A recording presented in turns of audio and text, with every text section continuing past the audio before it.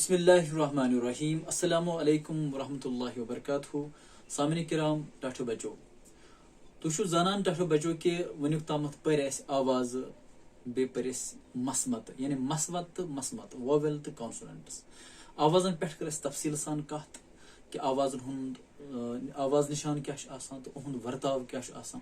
लफ्ज ते बनाई तो जुमल ते बनाई इथे पे मसमत या कॉन्सोनेंट्स तमन पे बनाई लफ्ज तो तमन पे बनाई जुमल मे अगर तुम सारी मीन वीडियो वुचो तो तुम यो पूर पे समझ आवाज ते अनो समझ तो अक्षर ते अनो समझ कि कशिर यह तुम लफ्ज बोलान छो सह हेकु तुम आराम सान लिखित अगर तुम सारी मीन वीडियो वुचो वह क्लासरूमस मज मामलात यम आसान कि सान वस्तादन चाहे बच्चे आसन या वस्ताद आसन चूंकि सानो वस्तादो दरसन कौशर पोर्मुत की कौशर सब्जेक्ट पोर्मुत की तिकाज यह टाइम स्कूलन मज की तो वह स्कूल मज आमुत तो इसलिए कह मुश्किल सान वस्तादन तो बचन तुम ग्रामरस मुतलिक तो ग्रामरस मुतलिक करो इंशाल्लाह आज शुरुआत तो करो ग्रामर शुरुआत ये जुमल पे तो वलो पको करो शुरू आज जुमल जुमलस इंग्लिश पे सेंटेंस वन जुमल सेंटेंस कत वन गोड करो लफ्ज पे शुरू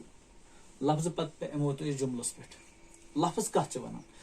मुख्तलिफ आवाजन ये पान वन मिल सपदान अद लफ्ज वन यानी यम आवाज चाहे तथ मज अक्षर आसन या आवाज वोवेल आसन या कॉन्सोनेंट्स आसन ये तमन पान वन मिल सपदान तम रलान पान वन तो अख लफ्ज बनान तुम हेकू दुनिया मिसाल दित पत ब्या डेफिनेशन कि ज या दयो खत ज्यादा लफ्जन हुंद जोड़ यम सत वनन वल सुन मकसद पूर गछ या बोजन वल समझ तथ जुमल वन गो अकिस जुमलस मज ज लफ्ज आसान या दयो खत ज्यादा लफ्ज आसान ये अगर हम तरतीब सान आसान तो बहमानी आसान ज लफ्ज या दयो खत ज्यादा लफ्ज अगर तुम तरतीब सान आसान या दयो तरतीब सान आसान बावन आमच लेखना आमच तो बे आसान बहमानी तम सही कि बोजन वोल तस यह कत समझ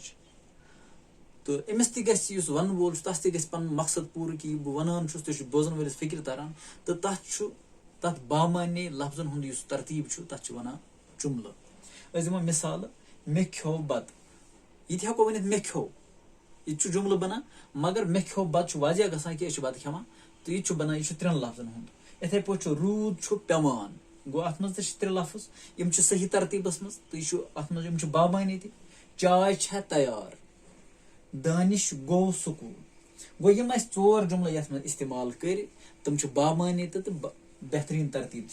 अम सत वन वल मकसद पूर गसान तो बोजन वलिस समझ कि वन वोल क्या मे यसान वन गो कम्युनिकेट असल पे गसान फिक्र असल पे तारान तथ अथी वन जुमल यानी जुमलस मज ज या दयो खत ज्यादा लफ्ज आसान तो लफ्जन हुंद जोड़ आसान अकिस तरतीबस मज आसान तो बामानी आसान तो अम सत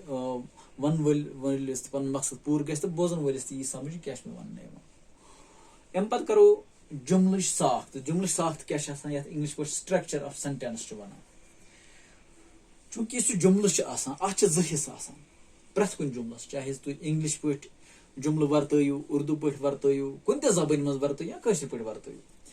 इंग्लिश पे अकिस हिस्सस वन सब्जेक्ट बिकिस वन प्रेडिकेट यह सब्जेक्ट अत वन कशर पे क्रावुल तो प्रेडिकेट अत वन क्रोमुत युस क्रावुल सेंटेंसस मज सेंटेंस कि जुमल ज हिस्स युस क्रावुल क्रावलस मज कुन शख्स सं जिक्र कुन जाय हज जिक्र कुन चीज जिक्र आमज अत तो युस जुमलस मज कुन शख्स सं जिक्र या चीज जिक्र या जाय हज जिक्र अत वन क्रावुल वो अगर शख्स सं जाय हज जिक्र कर आमुत पत अत मुतलिक वन आमुत क्रोमुत तर इत तुम फिक्र क्रोमुत तथ वन क्रोमुत यथ मज क्रावलस मुतलिक कत कर गो क्रावुल चाहे सह शख्स चाहे सह चीज चाहे सह जाय शख्स चीज जाय मुतलिक अगर कह वन आमुत तथ वन क्रोमुत तुम यो सेंटेंस सत जुमल सत समझ ये मिसाल दिम यह क्रावुल सब्जेक्ट लिख योर कन क्रोमुत प्रेडिकेट लिख होमुत गो क्रावुल तो क्रोमुत ये रलावो तेल बनी पूर जुमल ये क्रावलस मज असलम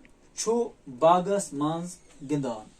असलम क्रावुल यानी सब्जेक्ट अमिस मतलब क्या जिक्र अमिस मतलब जिक्र छु बागस में गिंदन, यह सु बागस में गिंदन गो असलम अत क्राउल यह शख्स छु बागस में गिंदन अमिस मतलब जिक्र आम यह क्रोमुत। इथे कन ब्या जुमल सु छु परान, सु कह शख्स त्रीम शख्स सु क्या करान छु परान, सह छु परान गो छु परान मतलब गो तम जिक्र सु छु क्राउल छु परान तम जिक्र गो क्रोमुत। इथे कन जनान तो मर्द जमीनस मज काम करान, जनान तो मर्द क्राउल सब्जेक्ट उमन मतलब क्या जिक्र मतलब यह जिक्र जमीनस मज काम कर हसा जमीनस मज काम करान यह उमन मतलब जिक्र करना आमुत। गो सब्जेक्ट जुमल अत हिस्सा गो क्राउल ब्या गो क्रोमुत सब्जेक्ट, क्राउल गो सब्जेक्ट तो क्रोमुत गो प्रेडिकेट, क्राउल गो शख्स जाय चीज अमिच जिक्र तो क्रोमुत गो अमन शख्स जाय जिक्र या चीज मतलब जिक्र करना आमुत इनफॉर्मेशन दिन आमुत तथ वन क्रोमुत। तो टाठो बच्चो उस्तादान किराम मे उम्मीद कि तुम आसनो